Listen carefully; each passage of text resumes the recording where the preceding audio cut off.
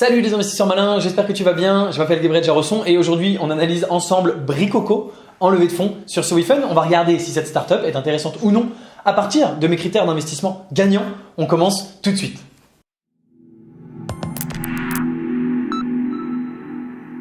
Je suis donc, comme à mon habitude, sur le site SoWeFund, sur la page de Bricoco. Je suis également armé ici de mes critères d'investissement gagnants. Si tu ne connais pas mes critères d'investissement gagnants, tu peux télécharger gratuitement le document complet juste en dessous en description de cette vidéo. Ça te permettra de comprendre de quoi je parle quand je parle d'unfair jusqu'à l'habilité et tu seras beaucoup plus à l'aise pour comprendre cette vidéo. Et si tu connais les critères, eh bien, on attaque immédiatement. Donc Bricoco, c'est une plateforme qui met en relation des bricoleurs amateurs ou professionnels avec des particuliers. Alors déjà, champagne, mais vraiment champagne, puisque on a une plateforme digitale et qui n'est pas un produit physique sur SoWeFund. C'est tellement rare. J'ai fait peut-être des centaines, en tout cas des dizaines et des dizaines et des dizaines de vidéos sur SoWeFund et je commence toujours par dire c'est un produit physique, on n'a pas de qualité d'effet d'échelle. Enfin, pas toujours, mais très souvent. Ici, on est sur une plateforme digitale en ligne. C'est 100% scalable, c'est 100% effet d'échelle, c'est 100% génial. Donc ça me fait hyper plaisir d'attaquer avec ça. Donc, c'est une plateforme créée en 2017 qui met en relation des bricoleurs amateurs ou professionnels et des particuliers qui veulent faire des travaux chez eux. Alors, ce qui est intéressant, ce qu'ils expliquent donc au début de la vidéo, c'est que les requêtes pour le bricolage en 2020, avec le Covid et le confinement, elles ont explosé. Il y avait autant de requêtes pour le bricolage que pour le foot. Et donc, on est sur un très gros marché. Ça va peut-être diminuer un petit peu en 2021 et les années suivantes quand les gens recommencent à sortir de chez eux. Mais le bricolage, il n'y a pas de souci, c'est quelque chose dont on aura toujours besoin et donc il y a un vrai marché. Donc là-dessus, on est bon.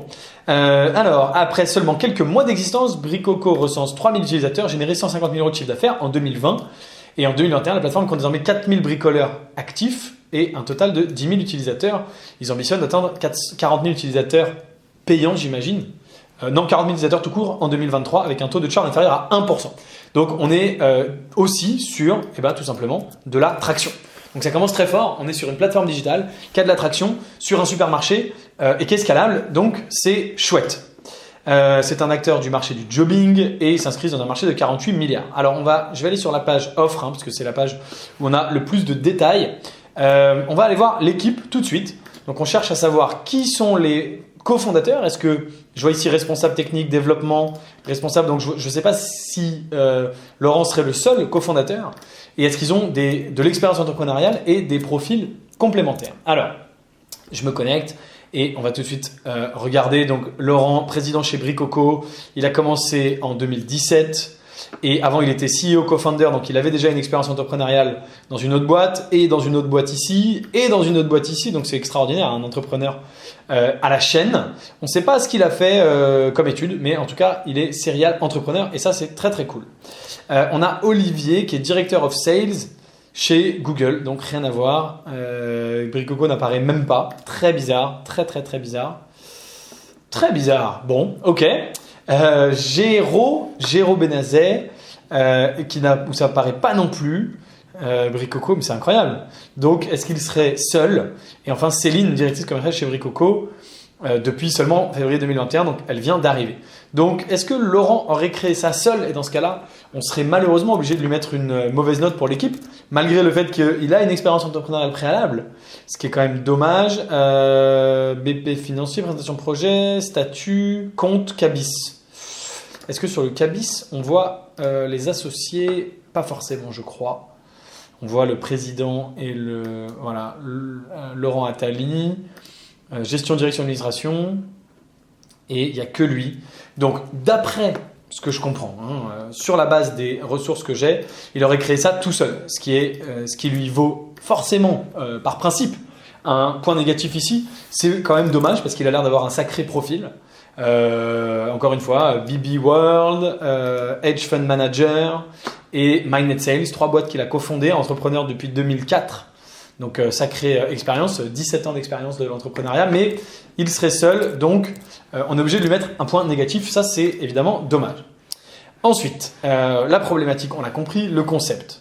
Alors, économie circulaire, jobbing, bricolage, produits, services. Donc il y a une large gamme de services. Qu'est-ce que tu recherches? Bricolage maison, comment ça marche?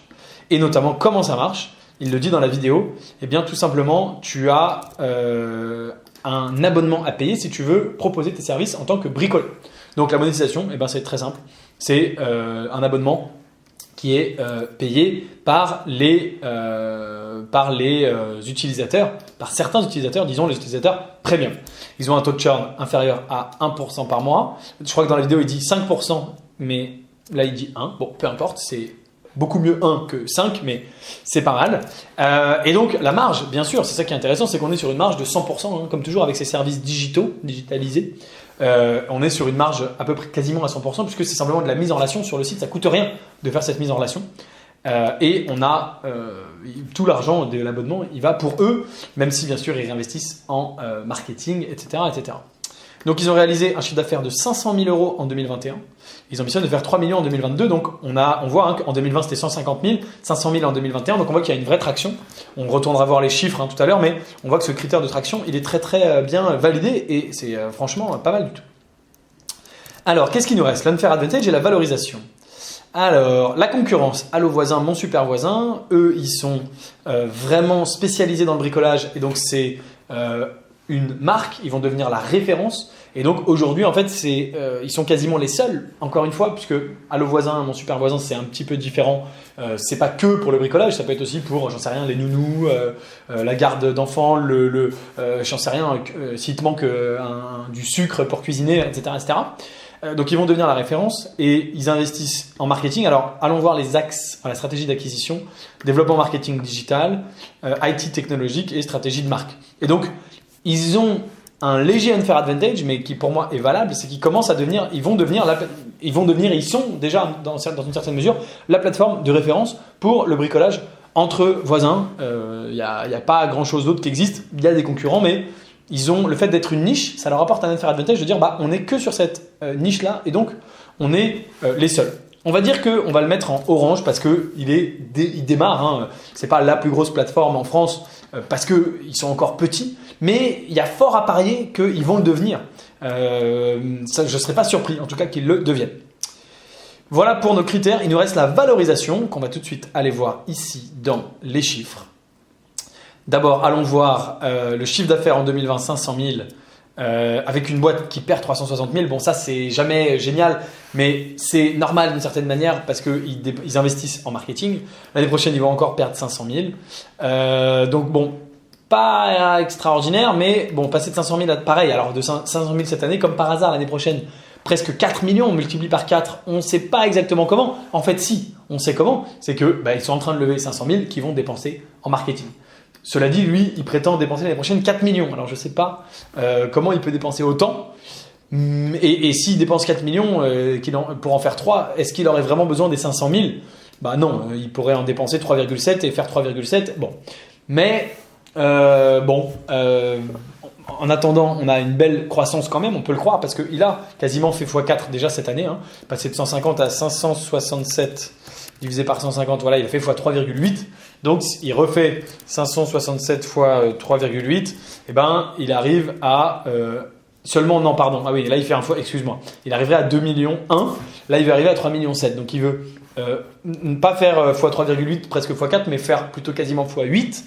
Or, plus on grossit, plus c'est difficile de rester sur ces multiples-là. Donc, je ne suis pas du tout convaincu qu'il atteigne ces 3,7 en 2022, mais enfin bon.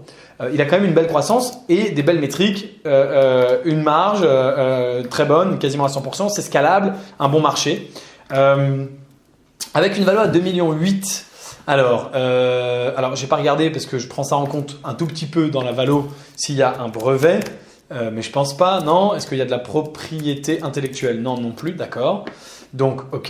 Que dire de cette valo ? Il y a déjà 50. Oula, alors ça par contre, le fondateur à 33%, il y a déjà des investisseurs à 17%, mais là il y en a autres qui ont déjà 50%, donc il aurait déjà fait peut-être, non pas une, mais déjà 2 levées avant celle-ci. Il est déjà minoritaire et il va le devenir encore plus. Ça me paraît étrange. Donc ça c'est plutôt un signal négatif. Maintenant, cette valo, vu la traction, me paraît correcte. Voilà, tout est une question, bien sûr, de traction, mais cette valo me paraît correcte. Donc, on est sur un truc pas si mal. S'il avait un associé, il aurait un critère vert ici, et on serait tout en vert, sauf l'unfair advantage, qui est léger, qui est en train d'être constitué, qui est un peu léger aujourd'hui. Mais il est seul et ça lui vaut ici un critère rouge, mais on est sur quand même un truc pas mal. Une plateforme digitale de bricolage qui se développe très très vite.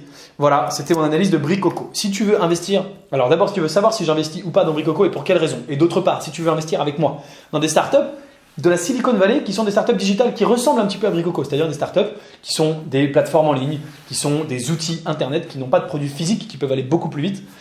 Mais dans la Silicon Valley, le cœur de la Mecque des startups, là où naissent les plus grandes startups du monde, eh bien, j'ai créé il y a 4 ans et demi maintenant le club privé Léonis Investissement qui permet à des particuliers comme toi, comme moi, de se rassembler pour investir ensemble dans ces startups. Ça ressemble un petit peu à ce que fait SoWeFund, mais c'est pas par une plateforme, c'est par un club privé et c'est dans la Silicon Valley. Si ça t'intéresse, eh bien le lien pour nous rejoindre, il est juste en dessous de cette vidéo dans la description et tu seras le bienvenu parmi nous. Merci d'avoir regardé cette vidéo jusqu'au bout. Si elle t'a plu, bien sûr, aime-la, partage-la et abonne-toi à la chaîne YouTube Léonis Investissement. Et moi, je te dis à très bientôt pour une prochaine vidéo. Ciao, ciao.